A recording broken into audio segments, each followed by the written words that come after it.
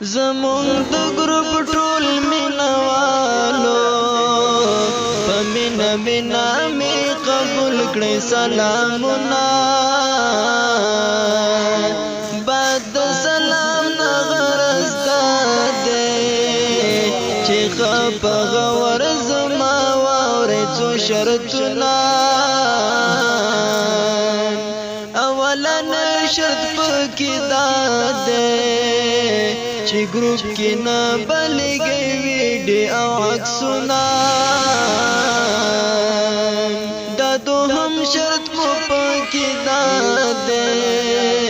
بل څوک بنکړي د مفتي صاحب جوابونه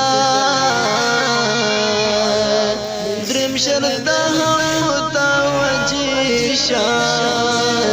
سیاسي پوښتنې پکې بندې هم بحث Likey